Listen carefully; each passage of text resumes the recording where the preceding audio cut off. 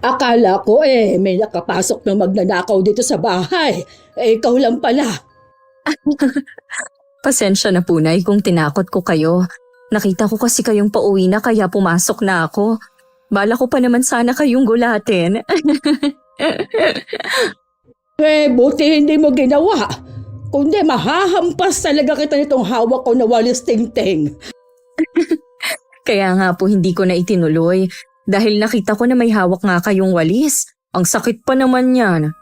Bakit nga pala napadalaw ka? Gusto ko lang po kayong kumustahin dito.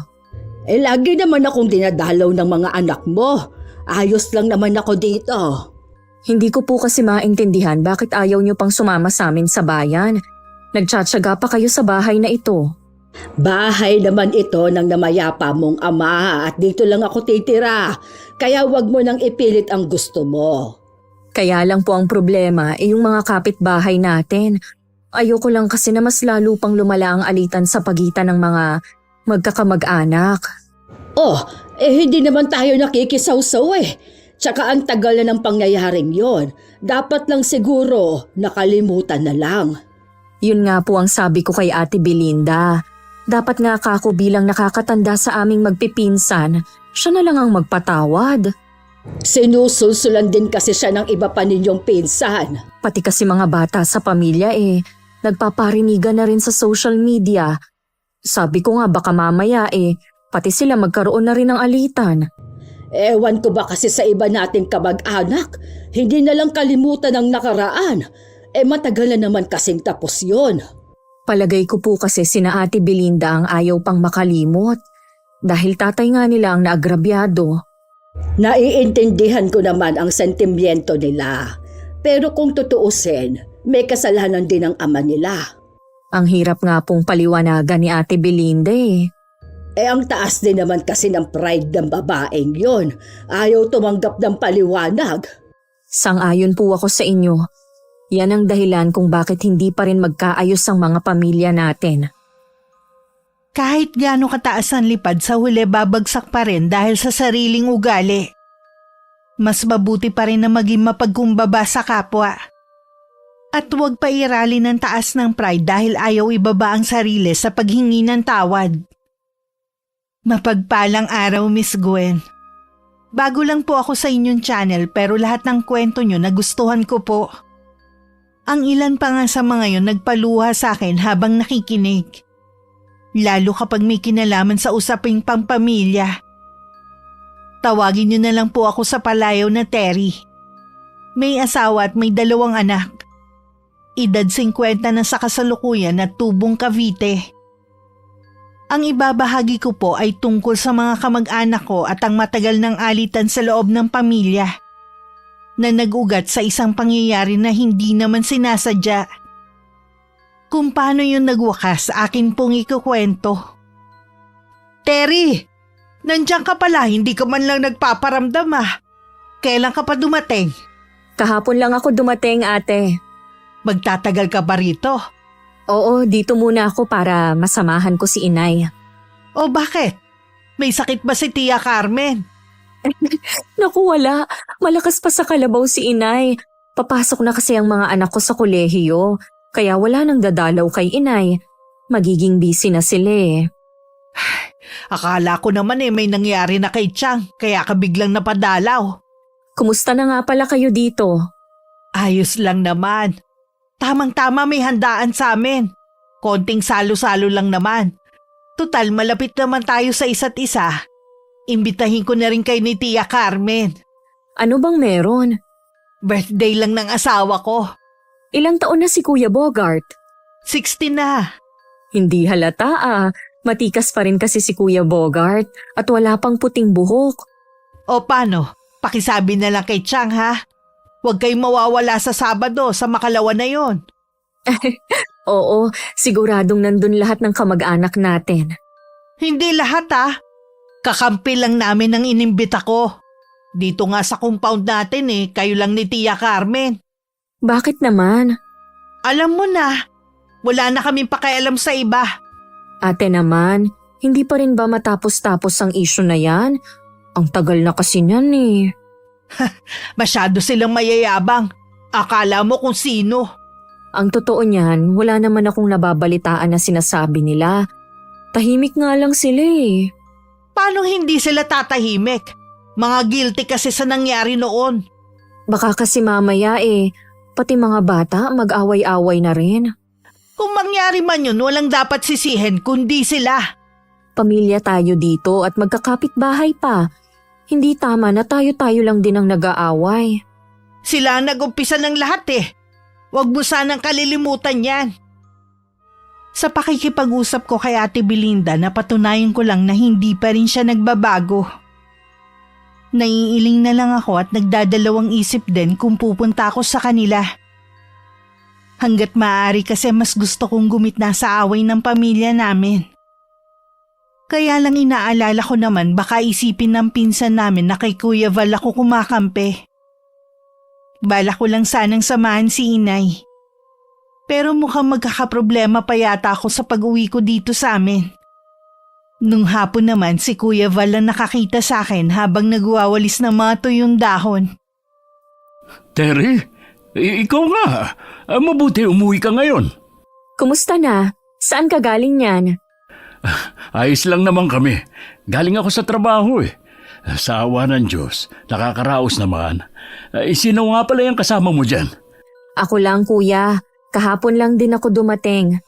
Pasensya na kayo kung hindi pa ako nakadalaw sa inyo ha. Inuuna ko kasi ang mga gawain dito sa bahay ni nanay. Magtatagal naman ako. Punta ka lang sa bahay para makapagkwentuhan naman tayo. Ang tagal na nating hindi nagkita eh. Ang dami nang nangyari. Oo nga daw, nabanggit nga ni Inay. Uy, nasan nga pala si Tia Carmen?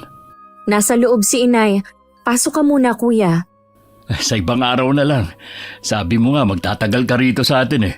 Hinihintay na rin kasi ako ng Ate Fe mo. Sahod ngayon, kaya kailangan ko munang maibigay ang pera ko. O sige, tatapusin ko lang din muna tong pagwawalis. Halos magkalapit lang ang bahay ni na Kuya Val sa bahay ng pinsan naming si Ate Belinda.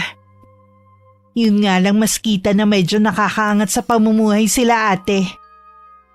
Nakatapos din kasi ang mga anak niya at isa na lang ang nag-aaral. Kumpara sa mga anak ni na Kuya Val. Nagsimula ang alitan sa pagitan ng mga magulang nila na hanggang ngayon hindi pa rin natutuldukan. Narinig ko na parang may kausap ka kanina. Si Kuya Val po ang kausap ko kanina. Niyayaya ko nga po na pumasok muna pero tumanggi siya. Saka na lang daw. Napakasipag ng pinsan mong yon. Silang dalawang mag-asawa. Kaya lang, hindi talaga swerte sa buhay. Hindi katulad ni Belinda. Si Ate Belinda naman po kasi nakapag-abroad noong araw ang asawa kaya nakapagpundar. Nag-iisip nga ako kung pupunta sa kanila sa Sabado. Matagal na akong hindi pumupunta tuwing may handaan sa kanila. Puro kasi sila kayabangan. Kaya himala na inimbita ka niya. Hindi rin maganda ang kutob ko sa pagpunta doon. Kaya hindi na lang siguro ako pupunta. Pwede ka naman pumunta na ikaw lang para walang masabi. Sa totoo lang kasi, ayoko nang makisali pa sa kanila. Inay, handaan naman po yun. Palibasa kasi ngayon ka lang pupunta sa okasyon sa bahay ni na Belinda. Kaya wala kang alam. Ano po ba ang mangyayari kung sakali? Puro paninira sa iba nating kamag-anak. Yung mga bisita naman, sige rin ang panggagatong. Ayoko ng ganoong usapan. Ganun palang ginagawa nila. Kaya nga ako umuwi dito para sana hindi na lumala ang alitan ng mga bata. Yun pala, mas matindi ang sa mga matatanda. Anong magagawa mo kung mismong mga magulang ang ayaw paawat? Minsan, ayoko na lang lumabas ng bahay para hindi ko na lang masaksihan ba ang nangyayaring iringan. Nag-ugat lang naman ang away ng pamilya, kina Tio Narciso at Tio Romulo. Sa mga magulang ni na Ate Belinda at Kuya Val, ang tagal na kasi hindi pa kalimutan. Ang pinsan mong si Belinda ang nagmamatigas. Sa lagay na yan, wala pa kayong pinapanigan ha? Pansin ko, puro pabor kay Kuya Val ang sinasabi ninyo eh. Dahil nakikita ko naman ang pagsisikap ni Val na makipag-ayos na kahit noon pa. Pero matigas pa sa bato si Belinda. Habang nandito po ako, Sisikapin kong magkabati na ang mga magkakamag-anak natin. Sana nga, bago man lang ako sumunod sa mga kapatid ko. Nay, bakit naman yan ang sinasabi ninyo? Doon na rin naman ako papunta. Para kapag nakita ko sila masabi ko sa kanilang nagkasundo na ang mga anak nila. Palagay ko po kaya tumatagal ang alitan dahil na lang sa pride at katayuan sa buhay. Nagugat kasi ang alitan ng pamilya dahil sa inuman.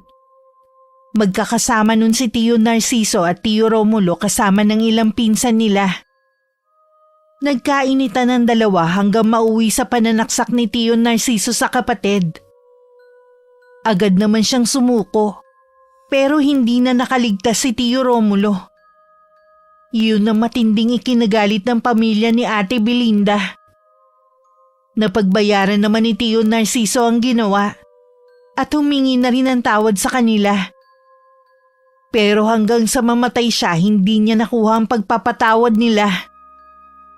Oh, pinsan, napadalaw ka. Pasok ka muna. Ako na ang nagdala ng langis na hinihingi ni Ate Fe. Ano bang nangyari sa anak ninyo? Kahapon pa kasi sumasakit ang tiyan. Sa tingin ko, baka may nakain kahapon sa eskwelahan. Mahilig din kasing bumili sa tabi-tabi hindi naman sa nagsusuplado ako, pero hindi naman kasi natin alam kung malinis ba ang pagkakaluto. Hindi naman marunong makinig sa nanay niya. Ganyan lagi ang bilin ko kinabaste. Ewan ko lang kung sinusunod ako dahil hindi ko naman nakikita. Hiyang naman siya sa langis ng Lola Carmen niya baka bumuti na rin ang lagay.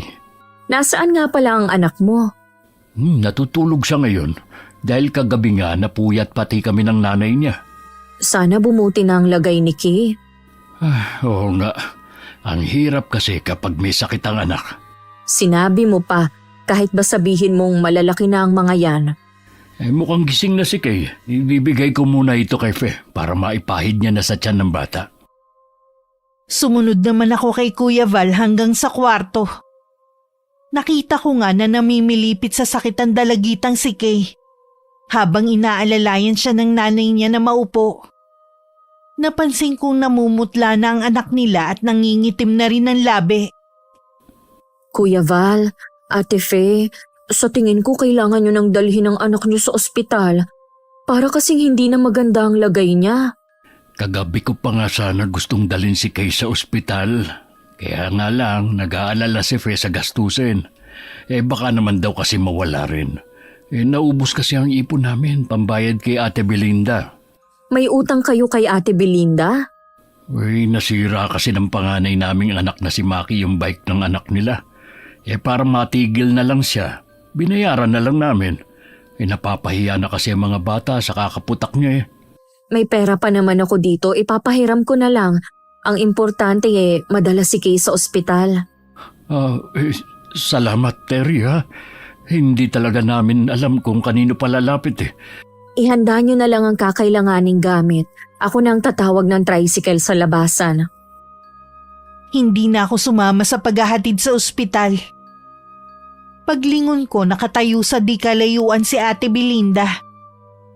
Nakangiti pa siya na parang natutuwa sa nangyayari. Nang mapansing nakatingin ako sa kanya, bigla siyang tumalikod at naglakad palayo. Pag-uwi sinabi ko kay Inay ang nangyayari kay Kay. Bumakas naman ang labis na pag-aalala rito.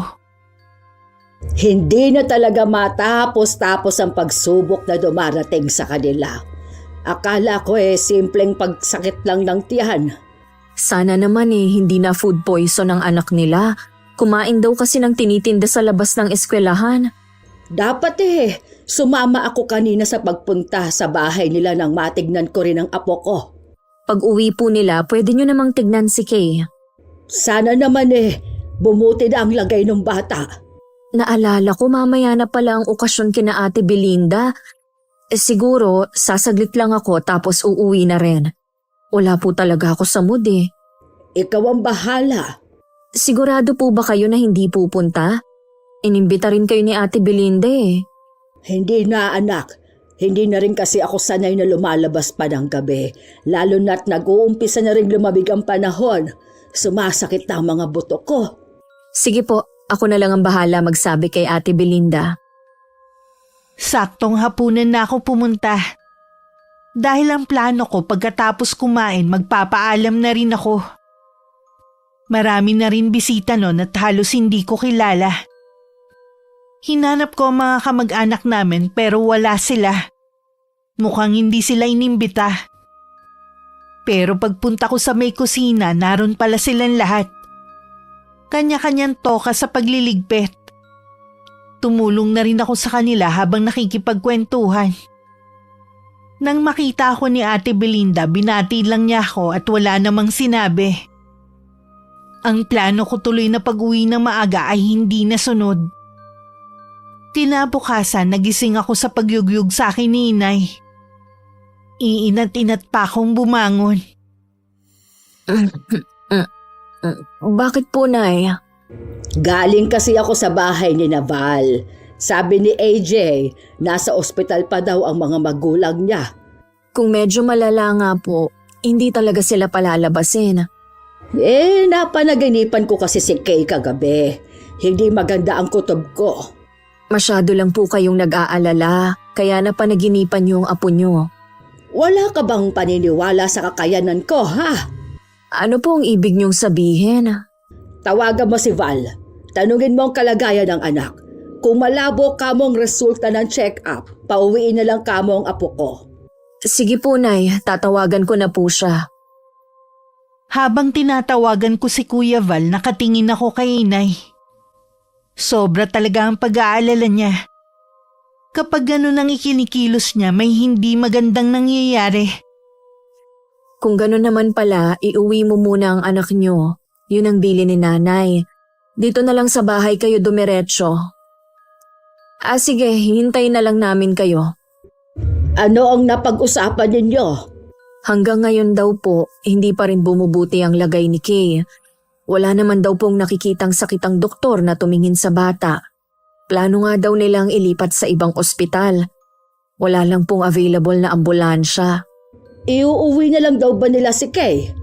Yun po ang sabi ko kay Kuya Val. Mabuti naman kung ganon. Ano kaya ang sakit ni Kay? Nakakapag-alala naman.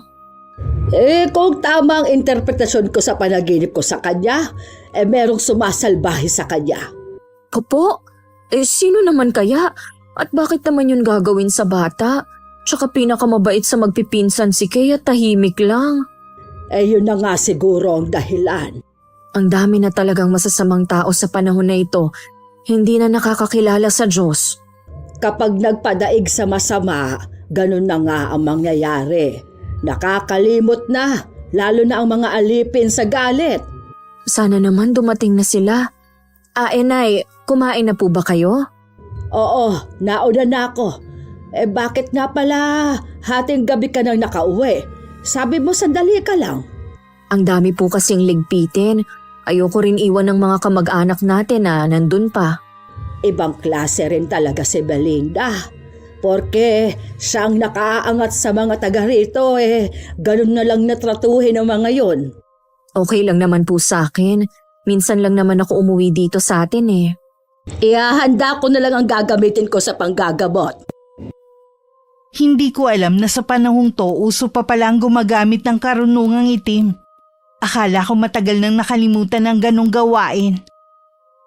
Kung titingnan naman kasi ang lugar namin kahit sabihin pang baryo, sumasabay na rin naman sa buhay sa syudad. May isang oras din bago dumating sina Kuya Val at Ate Fe. Buhat ng pinsan ko ang walang malay nitong anak. Kaya daw sila natagalan dahil ayaw silang payagan ng doktor na lumabas. Pumirma na lang sila ng waiver para kung sakaling may masamang mangyari kay Kay. Walang pananagutan ng ospital at mga doktor. Hindi kaya merong naiinggit sa anak niyo sa pinapasukang eskwelahan? Yun na nga rin ang iniisip ni Fe. Maganda at matalino kasi si Kay. Hindi rin siya palabarkada, kaya hindi malabong pag-initan siya. Malamang kapwa estudyante lang din niya ang gumawa nito. Malalaman natin mamaya kapag lumabas na si Tia Carmen. Huwag ka nang mag-alala. Ngayon alam na natin ang dahilan ng pagkakasakit ni Kay. Gagaling na siya. Kahit gumaling pa siya, Hindi pa rin ako matatahimik. Kailangan ko malaman kung ano ang dahilan ng taong nasa likod nito. Naiintindihan kita. Bilang magulang, ganyan din ang mararamdaman ko at gagawin ko. Tuwing meron pa namang pinagdadaanan ng pamilya namin, natutuwa talaga si Ate Belinda at ang pamilya niya. Naisip ko lang ito Bakit hindi nyo nalang ibenta ang bahay at lupa nyo? Magpakalayo-layo na lang kayo dito. Dito na kami tumanda at nasanay sa lugar na ito. Hindi namin kailangang umalis dahil hindi naman kami nagsisimula ng gulo. Alam ko naman yun. Kaya lang sa inyo nag-umpisa ang alitan ng pamilya. Matagal nang pinagdusahan ni Papa ang krimen na hindi naman niya sinasadya. Hindi pa ba sapat yun? Ang problema nga, hindi pa rin matanggap ni Ate Belinda at ng mga kapatid niya ang nangyari. Tinatanong ko naman siya dati, naming magkakapatid, kung anong dapat naming gawin para tigilan na nila kami. Wala naman siyang sinasabi. Gusto lang talaga nila kaming nakikitang naghihirap sa paningin nila. Habang nandito ako, susubukan kong paliwanagan si Ate Belinda. Ay, salamat. Pasensya ka na kung naiipit ka sa nangyayari, ha? Sa inyong magkakapatid, bukod tanging ikaw lang ang walang kinakampihan. Ang mga kapatid mo, mas kampi kina Ate Belinda Ang tanging gusto ko lang naman, magkaayos-ayos na tayong lahat. Yun din ang gusto ni Inay bago man lang siya pumanaw. Wala akong ibang hiling kundi sana humaba pa ang buhay ng nanay mo. Pakiramdam ko kasi, kapag nawala siya, mas lalong lalaki ang alitan sa pamilyang to. Siya na lang kasi ang natitira sa magkakapatid at laging tagapamagitan kapag may away na nangyayari. Dahil nga dyan, kaya siguro gusto ng mamahinga ni Inay. Kaya nga napauwi din ako dito dahil sa mga sumbong ng mga anak ko. Lagi daw malungkot ang lola nila kapag nakakabalita na may nagsagutan na naman sa pamilya natin. Pati kasi mga pamangkin natin, nakikisawsaw na rin sa usapin. Umaabot na ang parinigan sa Facebook baka naman kumalat pa ang baho ng pamilya natin yan. Lagi ko naman pinagsasabihan ng anak ko na hanggat maaari, huwag nang patulan ang naririnig nila. Ang problema kasi, ang mga anak ni Ate Belinda, manang-mana sa nanay nila. Talaga palang si Ate Belinda ang punot dulo ng lahat. Siya ang ayaw pang tumigil. Ilang sandali pa lumabas na rin si Inay at naiwan pa rin si Ate Fe. Sabay pa kaming napatayo ni Kuya Val at mabilis na siyang pumasok sa loob ng kwarto kung nasa ng anak. Kumusta na po si Kay? Ayos na siya. Sabi nga ng ina parang nagdahilan lang. Mabuti na rin at naagapan dahil kung hindi, baka malala na siya bago kumagamot. Nalaman niyo po ba kung sino ang gumawa nito sa pamangkin ko? Sinabi ko kay Fe na dahil sa katandaan ko, humina na ang kapangyarihan ko. Kaya hindi ko na malaman kung sino ang kumulam sa anak niya. Ang mahalaga po maayos na ang lagay niya. Ayun na nga nagtatawanan na ang mag-anak. Maiwan na muna kita anak ha. Magpapahinga na lang muna ako. Sige po, Nay. Mukha nga pong pagod na kayo. Pumasok na rin ako sa loob ng kwarto. Bumalik na nga sa dating kulay ang balat ng dalagita maging ang labi nito. Nagpapasalamat talaga ako at ganun lang ang nangyari sa kanya. Ang iba kasing nakukulam hindi na nagagawang mailigtas, lalo na huli ng matuklasan. Hindi naman kasi lahat naniniwala sa kulam. Nang mga sumunod na araw napansin ko na parang balisa si Inay. Tuwing nasa balkonahe siya ng bahay, nakatingin siya sa direksyon kung nasa ng bahay ni na Ate Belinda. May problema po ba, Nay? Napapansin ko kasi nitong mga nagdaang araw, lagi kayong tulala. Hindi ko lang kasi mapaniwalaan ang nalaman ko. Tungkol po ba saan yan at hindi kayo makapaniwala? Sa kung sino ang kumulam kay Kay. Akala ko po ba hindi nyo alam? Huwag niyong sabihin nagsinungaling lang kayo nun kay Ate Fe. Oo, ganun na nga. Dahil kung hindi ko gagawin yon, malamang nagkakagulo na naman ngayon. Ibig niyo po bang sabihin, kamag-anak natin ang may kagagawa nun kay Kay? Oo, Ang anak ni Belinda na si Juvie ang nasa likod nito. Sinusubukan ko nga siyang kausapin pero umiiwas. Halatang takot na takot. Halos magkasing edad lang sila. Paano niyo nagawa ang bagay na yun? Grabe na talagang mga kabataan ngayon. Alam kaya yun ni Ate Belinda? Hindi ko alam, pero walang dapat sisihin kundi siya. Dahil hindi siya naging mabuting halimbawa sa mga anak niya. Kilala niyo po bang mangkukulam na nilapitan ni Juvie? Oo, kilala ko ang nanay niya at minsan ko na ring itinuring na kaaway at sa huli naging kaibigan. Sa kanya pala, ipinamana ng ina ang kaalaman sa itim na mahika. Sinabihan ko siya na huwag na ulit kakantiin ni isa sa mga kamag-anak natin. Kung hindi, pagsisisihan niya na kinalaban ako. Hindi ko akalain na aabot na sa ganitong alitan ng pamilya. Akong natatakot Panahon na siguro para kausapin ko ng masinsinan si Belinda. Kung kakausapin niyo po siya, sasamahan ko na po kayo. Huwag kayong mag-alala, hindi ako sasali sa usapan ninyo. Nakababahala na kasi ang pangyayaring ito. At pwede itong mag-ulit sa mga susunod na araw. Kawawang iba na hindi lumalaban. Mabuti pa po, dito na lang kayo mag-usap para walang makarinig. Ayoko na rin itong patagalin. Susunduin ko na po siya ngayon. Bago pa makasagot si inay, mabilis na akong tumalikod at naglakad palayo. Nakasalubong ko pa ang iba kong pinsan na bumati naman sa akin. Kasalukuyan naman nasa labas ng bahay nila si Ate Belinda. Sinabi ko agad ang sadya ko. Nagtataka man, sumama naman siya sa bahay.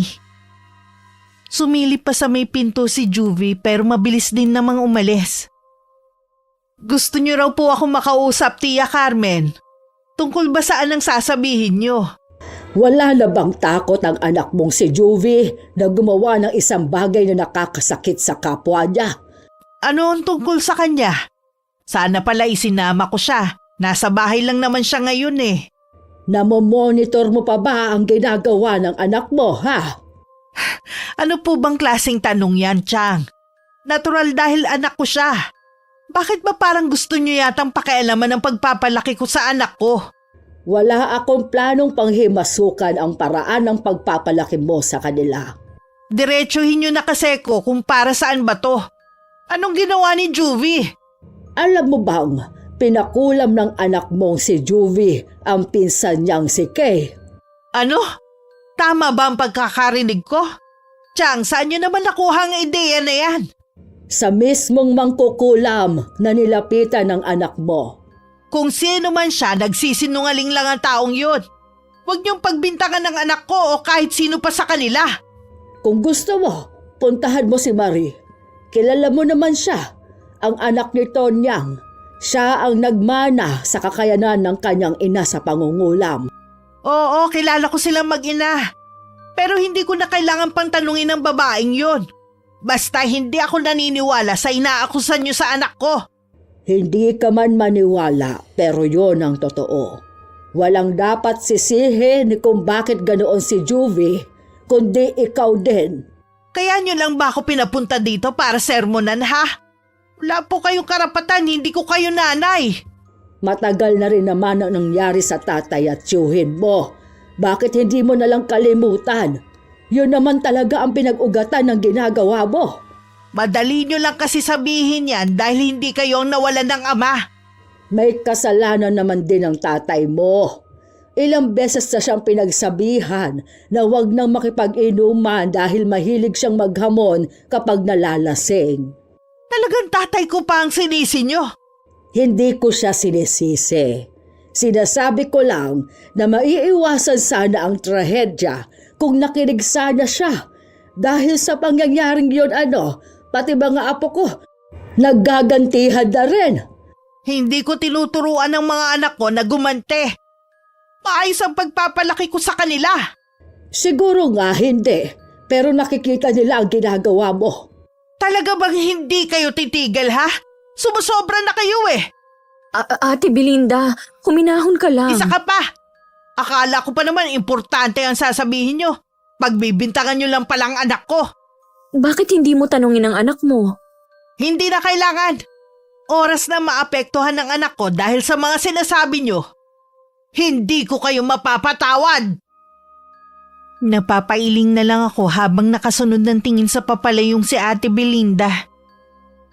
Hindi ko naman mabasa sa mukha ni Inay kung ano ang iniisip niya ng mga sandaling yun.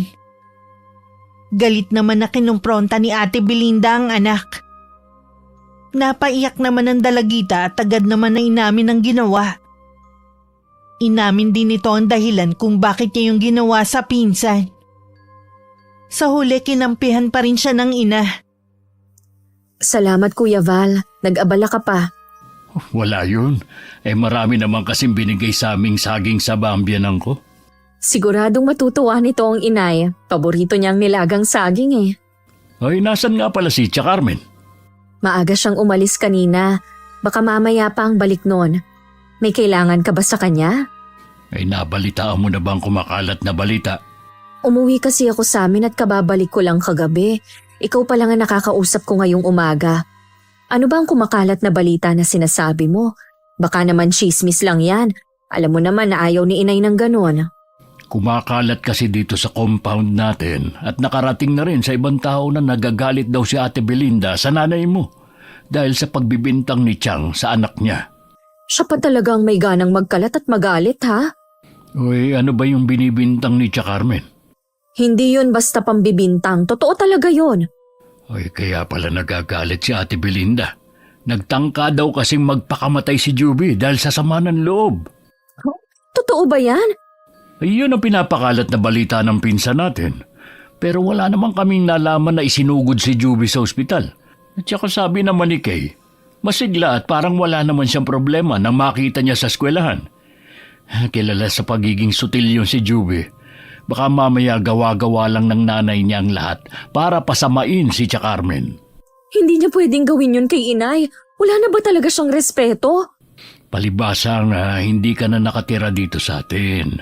Kaya hindi mo nakikita ang ginagawa ng pinsan natin sa mga taga rito. Tingin ko ginagamit na lang niya ang nangyari noon para magawa niya ang gusto. Hindi uubra sa akin yan. Kaya nga pilit ko kayong pinagkakasundo eh. Ay, gusto ko naman sana, kaya lang matigas si Ate Belinda. Siguro dahil may pera sila. Kakausapin ko siya. Hindi ko gusto na idadamay niya si inay na wala namang masamang ginagawa. Kapag kinausap mo ang pinsan natin, lalo lang siyang gagawa ng eksena. Ipapakita na naman sa iba na siya ang biktima at ang pamilya niya. Ano? Wala na lang akong gagawin? Huwag niya akong igaya sa iba nating kamag-anak na mas piniling manahimik. Perwisyo ng ginagawa niya. Sa atin talagang magpipinsan, ikaw ang pinakamatapang. Kapag alam mong nasa tama ka, pinaglalaban mo talaga. Kung ano man ang plano mo, nandito lang ako para suportahan ka. Pagkatapos naming mag-usap ni Kuya Val, pinuntahan ko muna si Ate Belinda.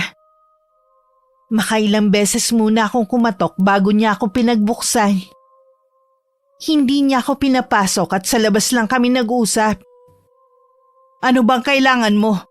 May ginagawa kasi ko eh. Anong ipinagkakalat mo tungkol kay inay ha? Ayun ba? Totoo naman, di ba? Kung ano-anong ibinibintang nyo kay Juvie. Ayun tuloy, muntik nang magpakamatay ang anak ko. Gusto kong makausap si Juvie. Wala siya rito. Nasa kamag-anak siya ng ama niya at nagbabakasyon para makalimot. Noon, hindi ako naniniwala sa mga naririnig ko sa mga kamag-anak natin tungkol sa'yo. Pero ngayon, mukhang totoo naman ang sinasabi nila. Imbis na pag-ayusin mong mga taga rito, lalo mo pa silang pinag-aaway. Huwag mo sanang kalilimutan na pamilya ko ang agrabyado dahil sa nangyari noon. Matagal na namang tapos yan. Patay na nga lahat ng sangkot eh. Ultimo mga testigo nung gabing yon. Nagbayad na rin naman si Tio Narciso sa kasalanan na hindi naman talaga niya sinasadya. Bakit ba hindi mo na lang kalimutan? Palibhasa kasi kampi ka sa kabila. Kaya madali para sa'yo na sabihin yan. Wala akong kinakampihan. Hanggat maaari, gusto kong magkaayos na tayong lahat. Malabo na yung sinasabi mo. Lalo na sa ginawa niyong mag-ina. Dahil nagmamatigas ka. Tingin mo sa sarili mo ang taas mo na dahil mas higit kang nakalalamang sa mga taga rito. Talaga naman eh. Sa bahay pa lang lamang na ako. Hindi permanente ang mga material na bagay. Kaming mga kaanak mo nandito lang lagi. Mas maaasahan kami kesa dyan sa ipinagmamalaki niyong yaman. Tigilan mo na nga ako. Umalis ka na. Wala akong panahong makinig sa'yo. Nakikiusap ako na tigilan mo na ang nanay ko. Matanda na siya para idawit mo. Sana kasi tumahimik na lang siya at hindi na nakialam. Ano? Gusto mong manahimik na lang si nanay sa ginawa ni Juvie? Hindi siya konsentidora na katulad mo. Ano? Huwag mo nga akong matawag-tawag na konsentidora. Mabuti akong ina. Na ibibigay ko sa mga anak ko ang lahat ng kailangan nila. Maging mga luho na hindi nyo kayang ibigay sa mga anak nyo. Eh di ikaw na ang pinakamabuting ina. Totoo naman ah. Bakit hindi ka nalang bumalik sa inyo? Di ba ayaw mo naman tumira dito sa atin? Dahil lang kay inay kaya ako nandito. Kung ako lang ang masusunod, ayoko dito dahil sa mga katulad mong kamag-anak. Eh di umalis ka, isama mo ang nanay mo. Akala mo yata hindi malaking kawalan ng inay kapag umalis siya dito. Baka nakakalimutan mo, may malaking papel siyang ginagampanan dito. Wala nang may kailangan sa kanya. Marami nang magagaling na doktor ngayon. Sila ang mas kailangan ng mga taong nagkakasakit. Alam naman natin na hindi lahat ng sakit kayang gamutin ng doktor. Sana hindi dumating sa punto na kakailanganin mo si inay. Baka kasi hindi na siya pwede nun. Hindi ko akalaing aabot kami sa matinding pagtatalo ni Ate Belinda. Wala naman ako naramdamang pagsisisi sa puso ko dahil sa ginawa ko. Alam ko naman kasi na tama lang ang ginawa ko. Hindi ako pwedeng manahimik lang kung sangkot na si inay sa ginagawa niya. Inaasahan ko rin naman na lalaki pa ang gulo sa pagitan namin. Ang mga anak mo ba ang kausap mo? Opo, Nay. Nagsusumbong po si Baste na nagpaparinig si Juvie sa Facebook. Sino naman ang pinaparinggan ni Juvie? Ang mga anak ko po. Alam naman daw nila na patungkol sa kanila ang post dahil ako lang naman ang sumugod sa bahay nila nung isang araw. Iba na talaga ang nagagawa ng cellphone sa mga kabataan ngayon. Sino ba kasi ang nag-imbento niyan? Si nanay talaga. Nasisi pa ang nag-imbento. Nasa tao pa rin naman kasi kung paano siya magiging responsable sa mga ginagawa niya. Katulad ni Juvie, halatang hindi man lang pinag-isipan ang ginawa. Sabihin mo sa mga anak mo, huwag na lang kamo pansinin. Ganon na nga po ang sinabi ko para hindi na lumaki ang gulo. Kilala naman nila ang pinsan nilang si Juvie na hindi rin nagpapatalo katulad ng nanay niya. Hindi pa kita nakakausap sa pagsugod mo sa bahay ni na Belinda. Akala ko ba gusto mong magkaayos na ang pamilya natin? Bakit ikaw mismo ang gumagawa ng bagay na lalo magpapagalit sa pinsan mo? Tama lang po ang ginawa ko. Pati kayong nananahimik sinasali niya. At sa palagay ko, hindi na maaayos ang pamilyang to hanggat makitid ang utak ni Ate Belinda. Iba kasi ang nagagawa ng pera. Tingin nila, superior na sila at laging tama. Akala yata nila hindi mauubos ang pera nila. Wala naman silang ibang pinagkukunan ngayon. Wala na namang trabaho ang asawa niya. Balang araw, maiisip din niya na mas mahalaga pa rin ang pamilya kaysa sa anumang material na bagay. Kapag nangyari yon, wala na tayong pakialam sa kanya. Nasasabi mo lang yan dahil galit ka. Alam ko naman na maawain ka. Napuno na rin po ako, tsaka alam ko po na hindi rin titigil si Ate Belinda sa ginagawa niya.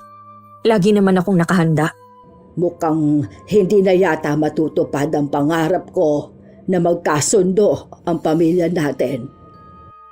Nalulungkot din ako pero si Ate Belinda kasi ang problema. Sabi nga ng ibang pinsan namin mahilig pa siyang mag-recruit ng mga kakampi sa kanya. Nang mga sumunod na araw, napansin kong hindi na rin ako pinapansin ng iba naming kamag-anak na dati nakakausap ko. Meron na akong ideya kung bakit. Pinagkibit-balikat ko na lang ang bagay na yun. Ganun talaga ang gawain ng pinsan nating yun. Nasanay na nga lang kami sa kanya. Matagal na pala kayong nagtitiis sa pag-uugali niya. Pero bilib din ako Mahaba pa rin ang pasensya nyo. Muntik-muntikan ko na rin nga masugod siya sa kanila eh. Lagi ko lang inaalala mag-iina ko. Paano kaya kung makahanap ng katapat niya si Ate Belinda? Baka magbago na siya pag nagkataon. Wala bang naikakwentong mga anak mo sa'yo? Tungkol ba sa mga post ni Juby? Ang sabi ko lang sa mga anak ko, huwag na lang pansinin. Naaawa din naman ako kay Juvie. Kung nagagabayan sana siya ng mga magulang niya, hindi naman siya lalaki ng ganyan eh. Namama na rin kasi ang ugali. Nakuha niya ang pagiging suplado ng ama at pagiging palaban naman ng nanay niya. Na kahit wala na sa tamang katwiran pinaglalaban pa rin. Tama nga si Inay. Ginagamit na lang ni Ate Belinda ang nakaraan para makapanlamang sa atin. Para lagi siyang makakuha ng simpatsya.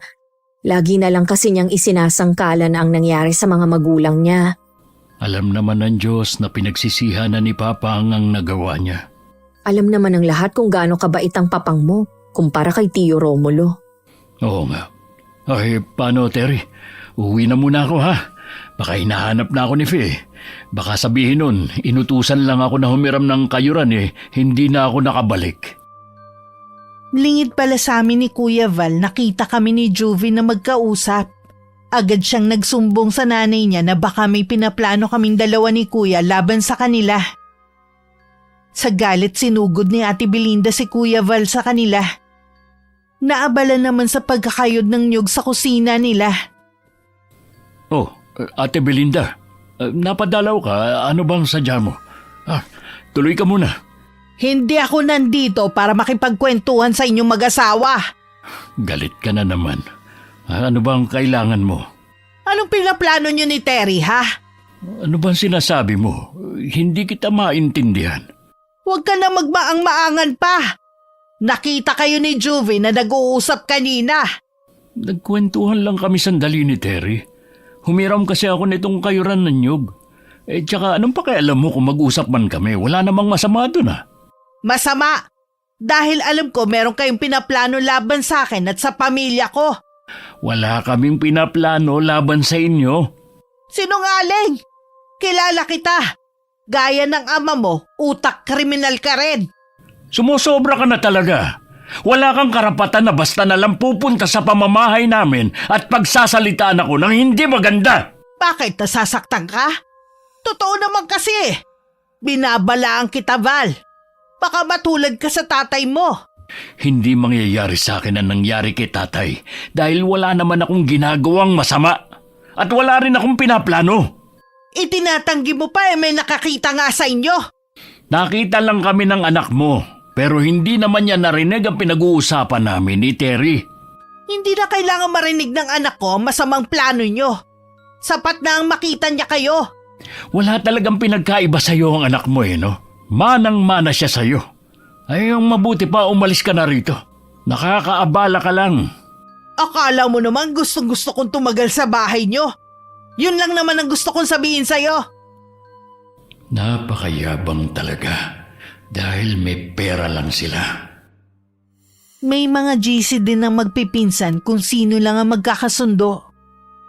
Kabilang na doon ang dalawa kong anak. Dahil sa pagpapaiwas ko sa kanila kay Juvie, nabanggit ko sa kanila ang ginawa nito kay Kay. Dahil sa lumalalang away ng pamilya, sinabi ng anak kong si Baste sa mga pinsan ng bagay na yun. Bilang babala sa kanila.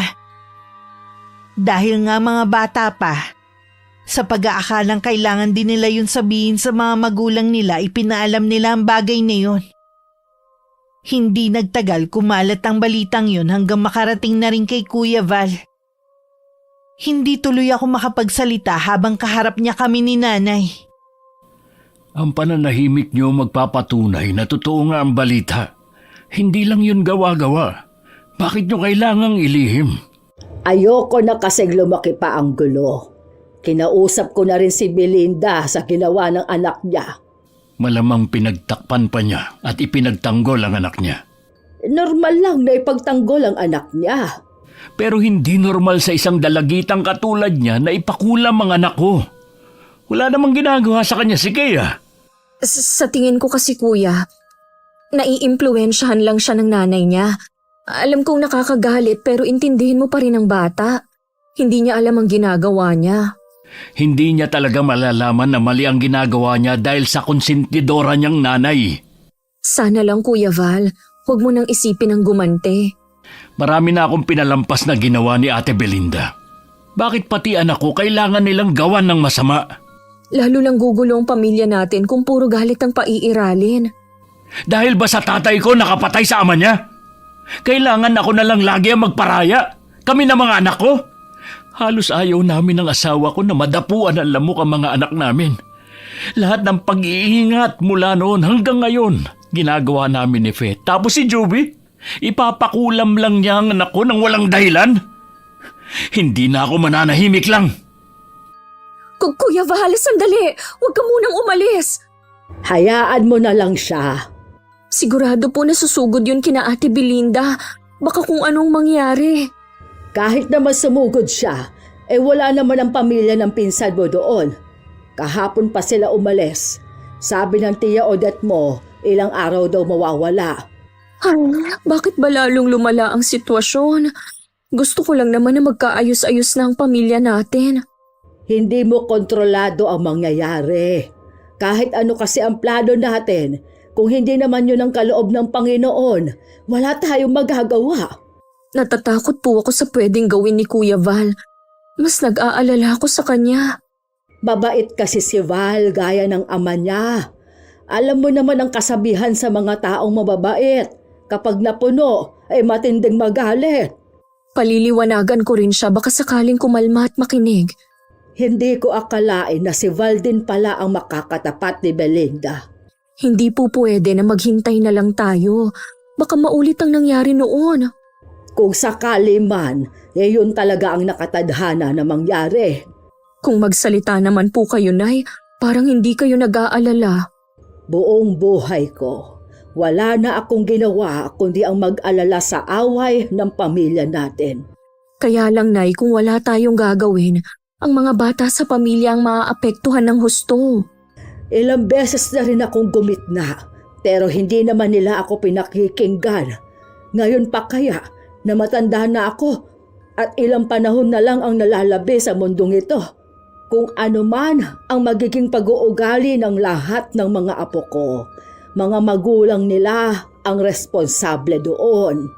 Ako naman hindi nag-aalala sa mga apo ko sa iyo dahil lumaki silang mababait at masusunurin, maging sa mga kapatid mo.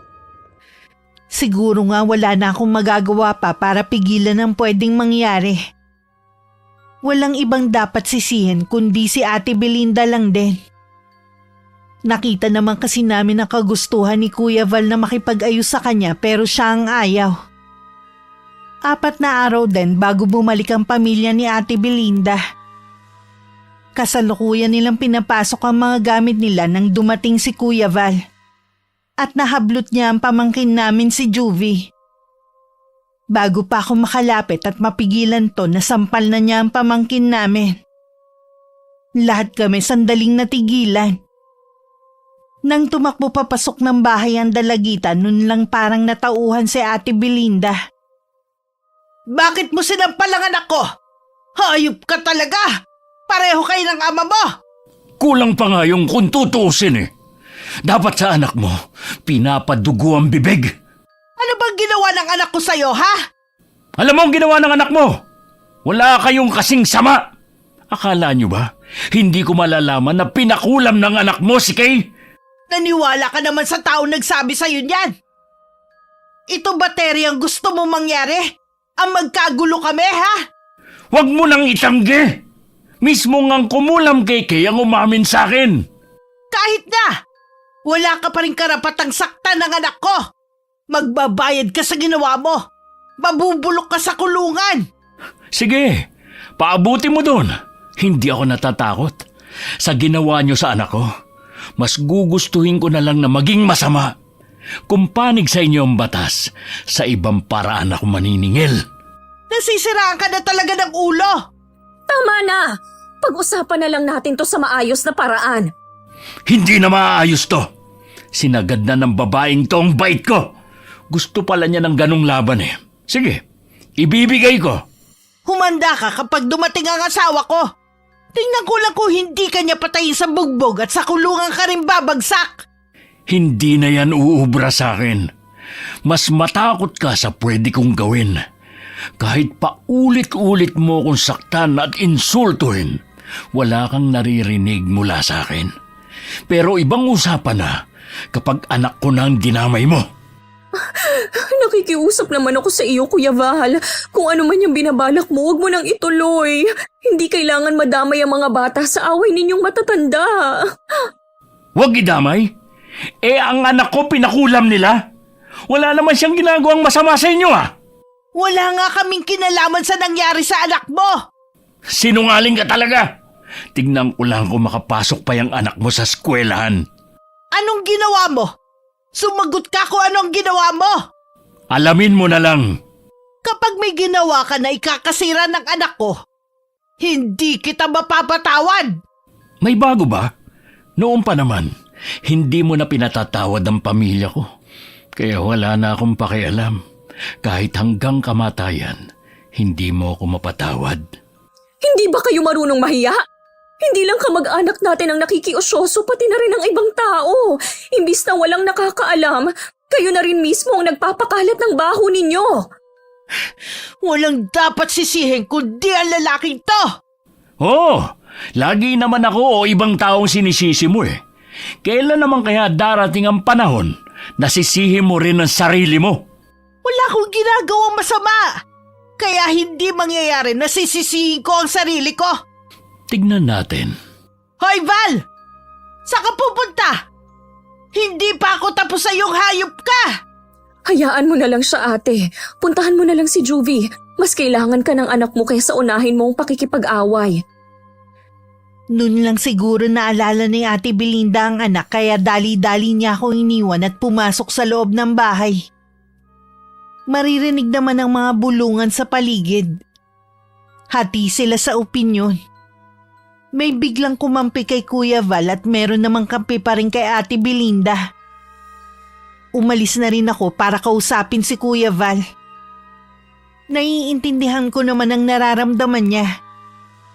Pero hindi ako sang-ayon sa pananampal niya sa pamangkin namin. Nasaan ang asawa mo at mga anak? Huwag mo na silang hanapin dahil wala na sila rito. Ay, kuya, bakit mo naman ginawa yun kay Juvie? Dapat lang yun sa kanya. Makasakaling matauhan siya sa ginawa niya. Paano yan? Sigurado na sasampahan ka ng kaso ni Ate Belinda. Minor de edad ang bata. Hindi tama na sinaktan mo siya kahit ano pang galit mo. Tapos na naman. Nagawa ko na. Hindi mo man lang inisip ang pamilya mo. Paano kapag nakulong ka? Paano ang pag-aaral ng 3? Pamilya ko lagi ang prioridad ko. Alam mo yan, Terry. Masyado ka kasing nagpadalos-dalos. Kilala natin si Ate Belinda. Hindi yun papayag na hindi siya makakaganti sa'yo. Alam ko naman yun Pinaghandaan ko na naman ang lahat. Kung meron kaming maitutulong ni nanay, magsabi ka lang. Alam ko naman na maaasahan ko kayo ni Tia Carmen. Pero ayokong pati kayong madamay pa sa ginawa ko. Pamilya tayo. Sino pa bang magdadamayan kundi tayo-tayo lang din? Salamat, pinsan. Hayaan mo. Kapag nangailangan ako ng tulong, ikaw ang una kong lalapitan. Wala akong kamalay-malay na yun na pala ang huling sandali na makakausap ko si Kuya Val.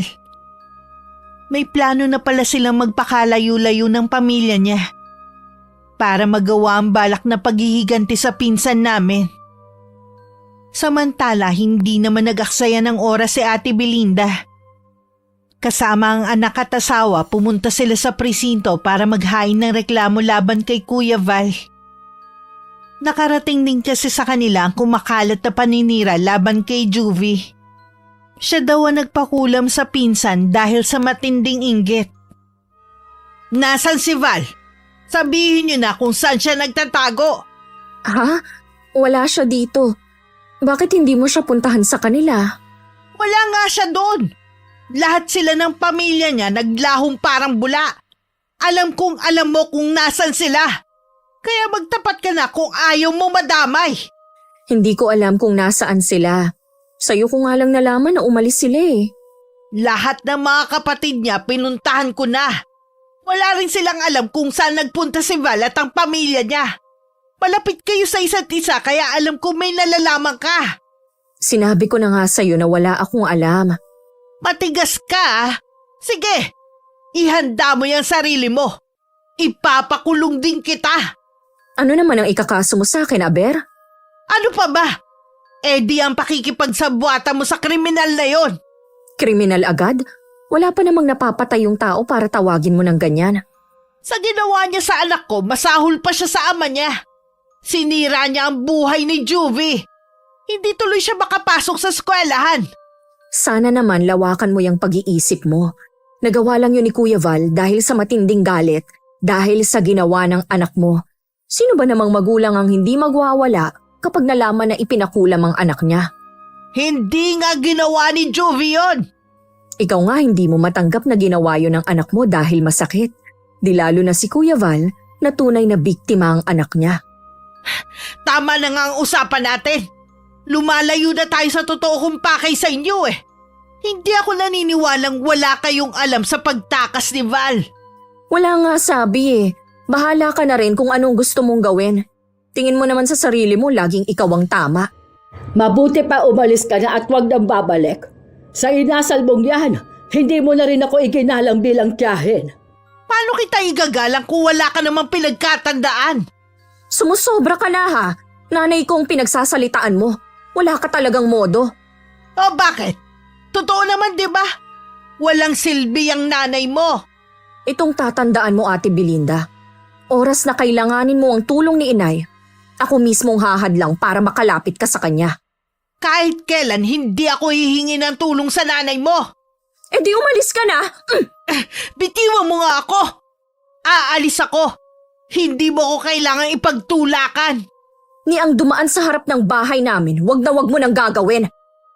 Kapal talaga. Saan kaya nagpunta si Val at ang buong pamilya niya? Hindi ko rin po alam eh. Nagulat nga rin ako sa nalaman ko. Wala man lang siyang pahiwatig sa balak niya nung huli kaming nag-usap. Tama lang siguro ang ginawa niya. Ni isa sa mga pamilya niya kasi ay hindi sasantuhin ni Belinda. Bakit kaya may mga taong sila na nga ang nakasakit? Sila pa rin ang galit at may gana pang gumanti. Lumipas ang mga araw at linggo na wala namang pulis na dumadating sa bahay. Sabi ng pinsan ko, hindi naman daw tinuloy ni Ate Belinda ang pagsasampa ng reklamo. Hindi na rin daw lumalabas ang pamangkin naming si Juvie dahil sa kahihiyan. Kay nanay ko nga lang nalaman na malubha na palang sakit ng asawa ni Ate Belinda. Ilang araw na raw tong naglalagi sa ospital. Yun po siguro ang dahilan kung bakit hindi na nagsampa ng kaso si Ate Belinda. Mahati pa nga naman ang oras niya sa pag-iintindi sa kaso at pag-aasikaso sa ospital sa asawa. Marahil nga. Sabi pa, mukhang hindi na raw magtatagal ang buhay nito dahil tinatanggihan na ng katawan ng gamot. Bakit ang bilis naman yata? Okay pa naman siya nung birthday niya eh. Ganon talaga ang buhay. Siguro, inabuso rin niya ang katawan noon kaya naniningil na. Kaya lagi kong bilin sa asawa ko, tigilan na ang sobrang pag-inom. Hindi rin ka ako maganda sa katawan. Meron pa akong sasabihin sa'yo. Hindi ko alam kung gaano katotoo. Alam mo naman ang mga chismis dito sa atin. Lagi nang may dagdag bawas. Ano po ba yun? Wala na daw pera ang Ate Belinda mo. Nangihingi na daw kasi ng tulong sa iba nating kaanak. Eto na nga ba ang sinasabi ko? Ang bilis talaga ng karma. Siguro karma na nga. Sa dami kasi ng ginawa niyang masama eh. Sa palagay ko po, kahit bumalik ngayon sina Kuya Val, hindi na rin sila guguluhin ni Ate Belinda. Hindi nga natin alam kung nasaan sila ngayon. Kung maayos ba ang lagay nila? Sana iparating ng mga kapatid niya ang nangyayari dito para makabalik na sila sa bahay nila. Isang linggo pagkatapos namin mapag-usapan ni Inay ang tungkol sa asawa ni Ate Belinda, pumanaw na raw yun sa ospital. Sa bahay nila ibuburo lang labi ng lalaki. Hindi pa rin ako makapaniwala sa nalaman ko. Unang gabi pumunta kami para makilamay. Hindi naman kami nagtagal ni Inay. Dahil bawal na sa kanya magpuyat. Babalik na lang ako bukas, kahit hindi tayo pinapansin ni Ate Belinda at ng mga anak niya. Huwag ka nang bumalik. Tapos na ang pagpunta natin kanina. Sige po, sa bagay nga, halos wala ngang kapitbahay ang pumunta. Ganoon talaga kapag hindi ka naging mabuti sa kapwa mo. Kaya ayaw na kitang pabalikin dahil nakikiramay ka na nga, hindi ka man lang pansinin. Masakit yun para sa akin. Dala lang po siguro ng pagluluksa ni Ate Belinda. Wala pa siya sa wisyo para makipag-usap. Bakit naman sa iba sumasagot siya? Siguro nga, galit pa rin siya. Hanggang sa burol ng asawa niya mataas pa rin ang tingin niya sa sarili. Kung hindi niya tayo kailangan sa mga sandaling ito, edi wag na rin natin siyang damayan sa mga susunod. Huli na rin po yun. Napagod na rin ako sa kanya. Kailangan ko na sigurong tanggapin na hindi na maaayos ang pamilyang to. Pamilya mo na lang ang intindihin mo. Hayaan mo na ang ibang bagay. Kahit sa araw ng libing, hindi na rin kami sumama. Nakarating sa amin ni Inay na puro kamag-anak lang ng asawa ng pinsan ko ang sumama. Ni isa sa mga taga rito wala man lang naglaan ng oras para makipaglibing. Umuwi din muna ako sa amin para asikasuhin ng pamilya ko. Pag uwi ko sa bahay ni Inay, ganun na lang ang gulat ko sa taong nadatnan ko. Kuya Val, ikaw nga! Ako nga, bumalik na kami ng pamilya ko. Yun din kasi ang gusto ng mga kapatid ko eh. Saan ba kayo naglagi? Sa kabilang barangay lang naman, sa kaanak ng asawa ko. Siguro nabalitaan mo nang nangyari kay Ate Belinda. Hindi lang yun ang nalaman ko. Wala na raw silang pera. Wala na siyang kapangyarihan. Hanggang ngayon ba galit ka pa rin sa kanya? Oo, at wala akong balak na makipagbati sa kanya. Sana isa sa inyong matutong magpakumbaba para matapos na ang gulo ng pamilya. Wala kang aasahan sa akin. Nang malaman ko ang ginawa ni Juvie sa anak ko, pinutol ko na ang pagiging magkamag-anak namin. Sana maintindihan niyo ako ni Tia Carmen. Oo naman, iho. Nasa iyo pa rin ang pagpapasya. Minsan pupunta ako sa inyo para makipagkwentuhan sa inyo ni Ate Fe. Sa totoo lang, mula nang umalis kayo, wala na akong makausap na matino dito. Nasa bahay lang naman ang asawa ko. Anumang oras pwede mo siyang puntahan. Natutuwa ako at nakabalik na kayo. Ihandaan niyo na lang ang mga sarili ninyo. Sigurado na hindi pa rin kayo titigilan ni Belinda.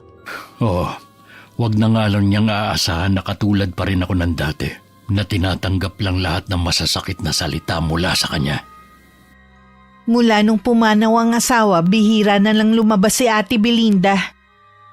Pero nang malaman niyang bumalik na si Kuya at ang pamilya nito, mabilis siyang nagtungo ron para kumprontahin ito. Ha! Tama nga ang nakarating sa aking balita. Bumalik na kayo. Babalik talaga kami dahil nandito ang bahay namin. Akala mo siguro nakalimutan ko na ang ginawa mo dahil nagluluksa pa kami, no? Kung wala ka pa rin kapaguran, bahala ka. Ituloy mo lang ang plano mo. Hindi ako papayag na hindi mo pagbayaran ng ginawa mo. Hindi porke wala na ang asawa ko eh. Wala na akong kapangyarihan na ipakulong ka. Gawin mo na lang. Puro ka salita eh. Ang yabang mo ah. Sino bang pinagmamalaki mo ngayon, ha? Wala. Napagod na lang siguro ako sa walang katapusan na makikipagtalo sa'yo. Hanggat nabubuhay ako, hindi ako mapapagod. Ay, nasa iyo naman yan. Pero oras na mga ilangan ka ng tulong, hindi na kami mag-aaksaya ng panahon. Kahit kailan hindi ko kakailanganin ng tulong mo. Huwag ka lagi magsalita ng tapos. Huwag mo rin hahayaan na mag-isa ang mga anak mo sa labas ng bahay nyo. Dahil kung anong ginawa mo kay Juvie, gagawin ko rin sa kanila. Wala ka na talagang kinatatakutan kahit ang karma. Ikaw ang matakot sa karma. Dahil sa mga kasalanan na ginawa mo at ng ama mo. Naghintay naman si Kuya Val sa aksyon na gagawin ng pinsan namin. Pero lumipas lang ang ilang linggo, wala naman itong ginagawang hakbang. Nakikita naman namin ang mga anak ni Ate Belinda pero madalas umiiwas ang mga yon. Para bang takot na takot. Mula nang mamatay ang ama nila, Parang nawalan na ng buhay ang bahay nila. Patuloy naman kami sa ginagawa namin sa araw-araw. Minsan may handaan kina Kuya Val dahil kaarawan ng panganay nitong anak. Lahat imbitado maliban kay Ate Belinda. Bumabahanon ng pagkain at inumin. Lahat masaya. Maaga pa naman nun pero galit na sumugod si Ate Belinda. Hindi pa ba tapos ang okasyon na to, ha? Nakakastorbo na kayo sa amin eh. Para kayo walang kapitbahay. Wala naman kaming ginagawa. Nagkakatuwaan lang ang mga bisita. Hindi nga kami nagrenta ng videoke para hindi kami makaabala eh. Masaya lang kami nagkukwentuhan dito. Ang lalakas nga ng boses nyo. Hindi kami makapagpahinga dahil sa inyo. Kapag kayong may okasyon at maingay, wala kayong naririnig na reklamo sa amin. Ngayon lang naman ako naghanda. Hindi ba pwede na bigayan tayo? Eh bakit naman kita pagbibigyan, ha? Sa laki ng atraso mo sa pamilya ko, wala kang karapatang magsaya pati ang pamilya mo. Naririnig ka ng mga bisita. Huwag mo naman sanang pakita ang sama ng ugali mo. Ha? Ako pa pala ang masama, ha? Alam naman nila kung anong ginawa ng tatay mo. Kaya alam nila kung sino ang masama sa atin. Ate Belinda, pakiusap naman. Umuwi ka na. Nakakahiya sa mga bisita. Lalo na sa mga bisita ng may birthday. Baka isipin nila ganito pala dito sa atin. Bigayan na lang kayo ni Kuya Val. Isa ka pa! Akala ko pa naman sa aking kakampi. Inimbita pa naman kita sa kaarawan ng asawa ko. Hoy kayo! Magsiuwi na kayo, ha? Tapos na ang party! Grabe talaga siya. Masama ang loob niyan dahil bukod tanging siya lang ang hindi imbitado. Ituloy na natin ang pagsasaya. Total wala na naman si Ate Belinda. Hindi na pinansin ng mga bisita ang nangyari. Tuloy lang sila sa pagkain at masayang kwentuhan. Samantalang nagingit-ngit naman ang kalooban ni Ate Belinda habang nakasilip sa bintana. Hindi siya makapaniwalang parang bumaliktad na ang mga pangyayari. Alam niya kasing hindi na nila mararanasan ng ganong handaan. Hirap na rin kasi sila kung saan kukuha ng pagkain. Mula kasi nung mamatay ang asawa niya, lumabas na rin ang tunay na kulay ng mga bayaw at hipag niya. Ramdam niyang hindi na sila itinuturing na kapamilya. Anong gagawin ko? Kanino na lang kami lalapit? Kahit mga kapatid ko wala rin naman. Dahil sa ginawa kong pagdadamot sa kanila nung meron ako. Ang hirap palang mag-isa. Kahit ako tuluyan na rin napuno kay Ate Belinda. Kaya kahit nakikita ko siya o mga anak niya, iniiwasan ko na rin. Nawalan na ako ng amor. Nag-focus na lang ako sa pamilya ko at sa maliit kong negosyo online. Hindi rin ako umaalis sa tabi ni Inay ngayon dahil nangihina na siya. Wala naman siyang iniindang sakit. Basta nanghihina lang daw siya. Siguro dahil na rin sa katandaan, kung ano-ano na ang nararamdaman. Ayos na po ba kayo, Nay? Nakalabas na kayo ng balkonahe eh. Naiinip ba kasi ako sa kwarto? Kung ano-ano rin kasi ang pumapasok sa isip ko kapag mag-isa lang ako. Ano naman po ang iniisip ninyo? Nung kabataan ko, nung buhay pa ang tatay mo, magkahalong saya at lungkot ang nararamdaman ko. Alam ko po na namimiss na ninyo siya, pero Nay, huwag po muna kayong susunod sa kanya, ha? Ipinauubaya ko na sa may kapal kung hanggang kailan na lang ako sa mundong ito. Siya lang naman ang nakaalam. Siya nga po pala, Nay. Sinabihan ko na rin ang mga kaanak natin dito na hindi na muna kayo manggagamot. Baka isa rin yun sa dahilan kung bakit kayo nanghihina. Baka nga, pero gusto ko pa rin manggamot kapag bumalik na sa dati ang lakas ko. Ikaw ba walang balak manggamot? Ikaw naman ang nakakaalam ng kakayahan ko ah. Nay naman, di ba sinabi ko na sa inyo ayokong sundan ang yapak ninyo? Ayokong maging manggagamot. Mas gusto kong pagtuunan ng atensyon ng negosyo ko. Sayang naman kasi. Marami ka sanang matutulungan kung sakali. Siguro kung manggagamot po ako, sa pamilya ko lang. Ako lang kaya ang gumagamot sa mag-aama ko. Maganda pa rin kung nakapanggagamot ka sa ibang tao.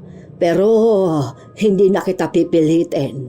Malay nyo naman po sa mga susunod na araw, magbago ang isip ko. Sa panggagamot pala ako nakalinya. Sa inyong magkakapatid, ikaw lang ang nakamana ng panggagamot ko. Sana nga magbago ang isip mo. Mas marami ka pang matutulungan kaysa sa pagnenegosyo mo. Matagal na rin kaming hindi nagkikita ni Kuya Val kaya naisip kong dalawin sila mag-asawa. Pero pagpunta ko, saradong-sarado yun. Uuwi na sana ako nang may magsalita sa likuran ko. Paglingon ko si Ate Belinda pala. Hindi ko maitago ang pagkabigla ko dahil sa ayos niya. Mas tumanda kasi siyang tingnan. At kita na ang kulubot sa kanya mukha at braso. Saan kaya sila nagpunta? Hindi ko alam. Mula nang bumalik sila, wala na silang ginawang mag-anak kundi umalis. Pag-uwi ang daming dala. Hindi naman nakakapagtaka. Pareho namang may trabaho ang dalawang anak ni Kuya Val. Sa pagkakaalam ko rin, sila na ang nagpapaaral sa kapatid nila. Siguro nga. Halatang naiinggit sila sa amin kaya ginagaya ang ginagawa namin nung buhay pa ang asawa ko. Hindi porke nagagawa na rin nila ang mga dating hindi nila nagagawa, naiinggit na sila sa inyo. Palibhasa kasi hindi mo ganun kakilala ang mga yan. Kilala ko silang mabait at marunong makisama sa kapwa. Kaya hindi nakakapagtaka na biyayaan sila ng swerte. Ngayon lang yan, makikita mo maglalaho din ang swerte nila. Mukhang ikaw ang naiinggit Bakit naman ako maiinggit sa anak ng kriminal ha?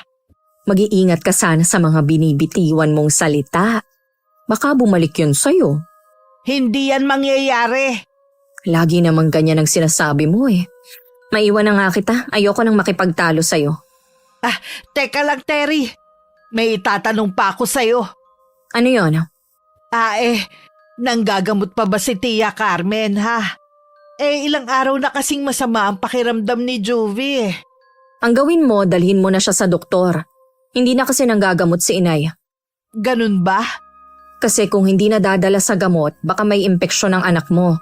Baka kailangan ng reseta ng doktor. Wala kasi siyang iniinom na gamot Ha? Walang iniinom na gamot? Huwag mong sabihin wala kang pambili ng gamot ng anak mo. Uuwi na ako. Baka hinahanap na ako ng anak ko Mukhang naghihirap na nga silang mag-iina.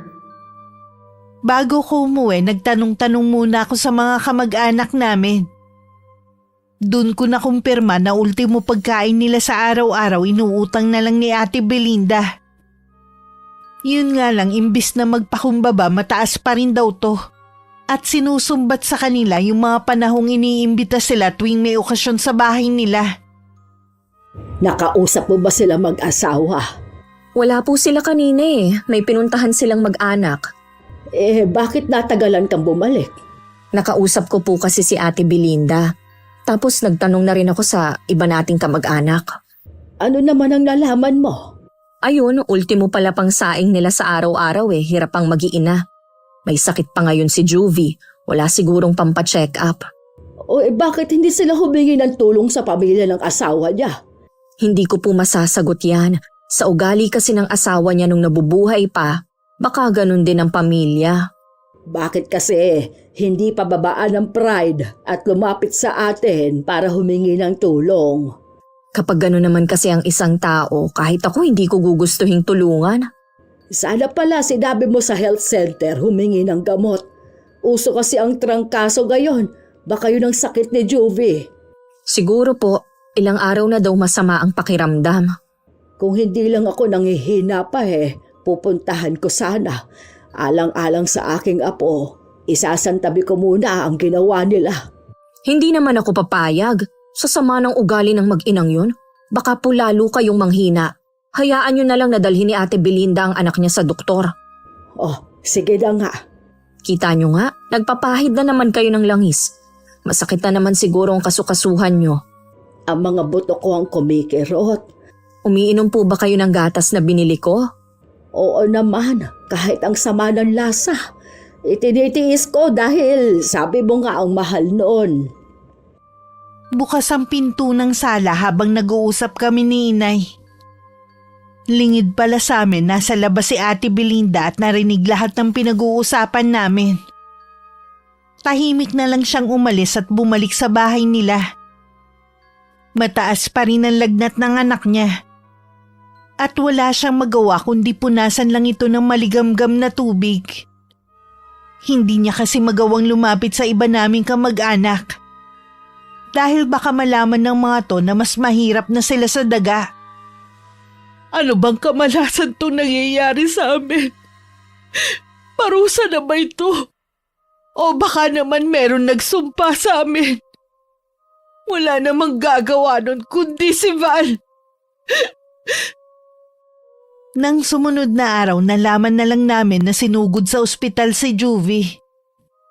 Hating gabi daw yun. Nag-iiyak si Ate Belinda dahil tumirik na daw ang mga mata ng anak. Hanggang na mga oras na yun, wala pa rin kaming balita kung maayos na ba ang lagay ng pamangkin namin. Ngayon mararamdaman niya ang takot naming mag-asawa nung ma-ospital si Kay. Huwag mong sabihing natutuwa ka pa sa nangyayari. Hindi naman sa ganon. Pero mabuti na rin na bumalik sa kanila ang nangyayari.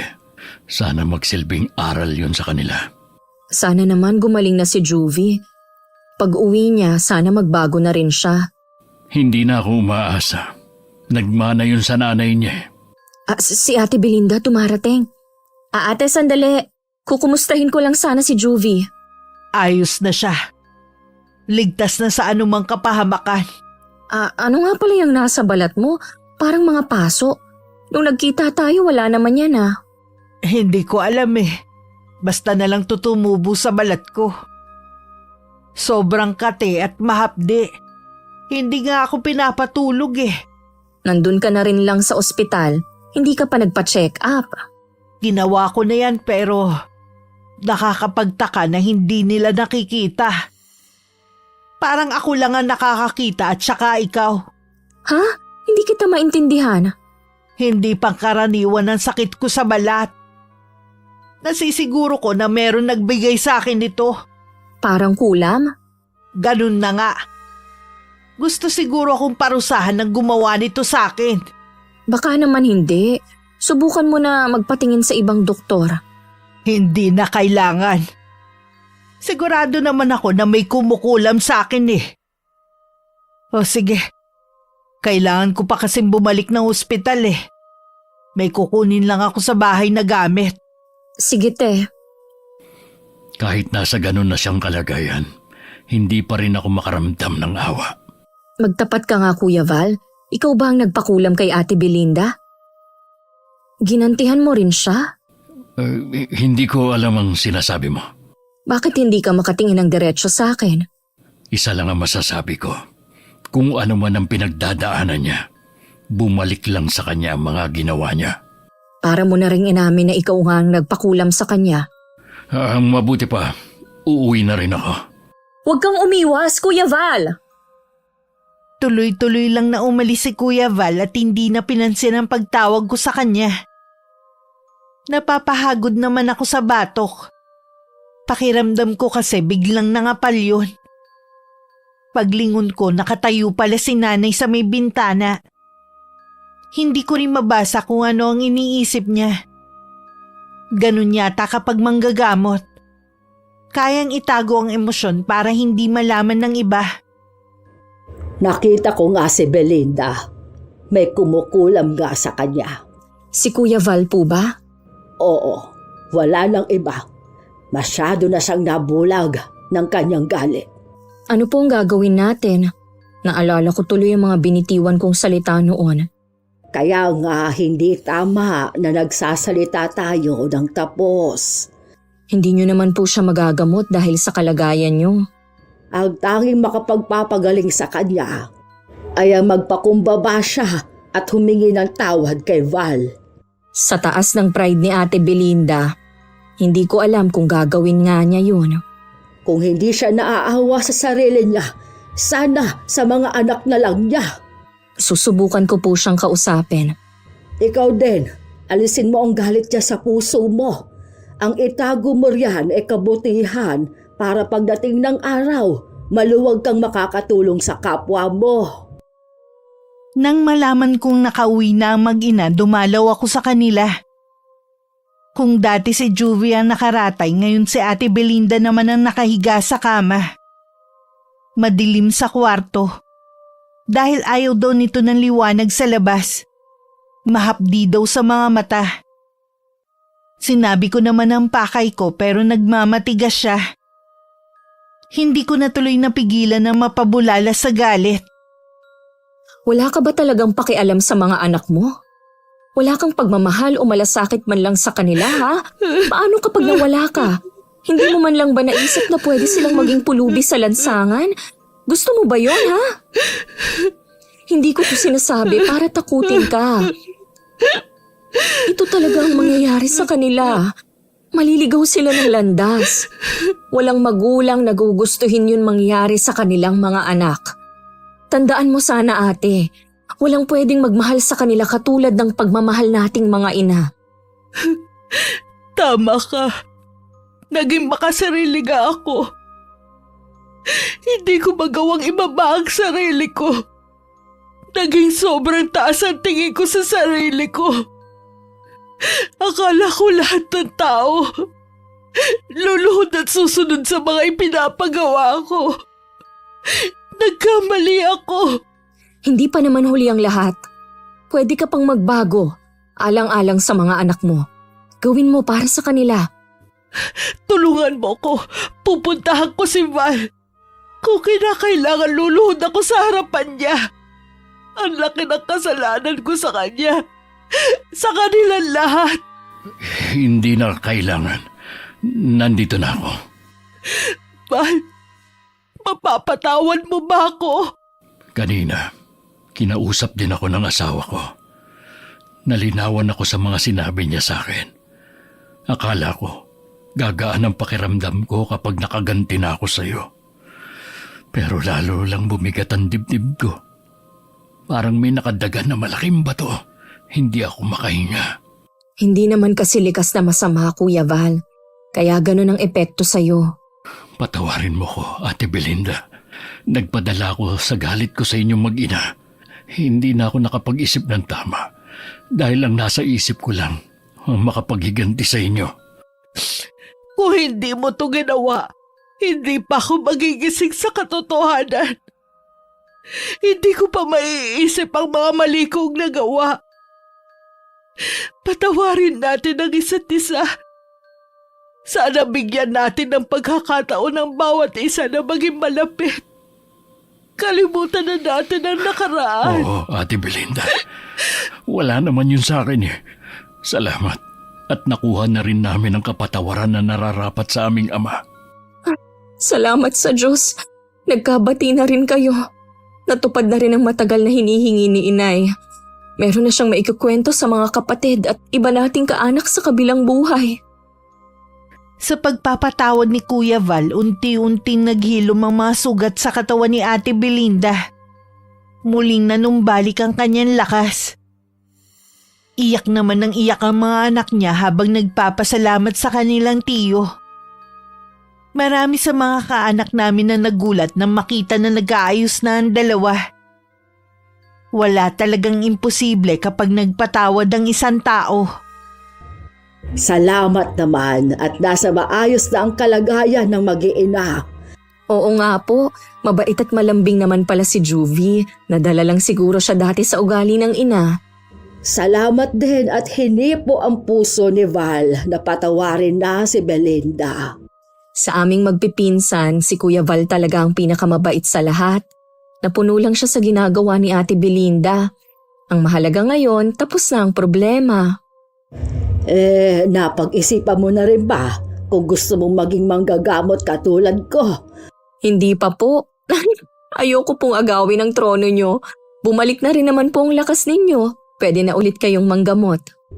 Nararamdaman ko na balang araw, tatanggapin mo rin ang nakatakdang kapalaran mo. Tignan na lang po natin. Hindi ko naman po isinasara ang posibilidad. Ayoko lang pong magmadali. Naging masalimuot man ang buhay ng pamilya namin dahil sa isang pangyayari noon na hindi naman sinasadya. Salamat sa Diyos dahil mas nanaig pa rin sa puso ng bawat isa ang kabutihan. Ito siguro ang panahon na ang pagpapatawad ay nakatakdang mangyari.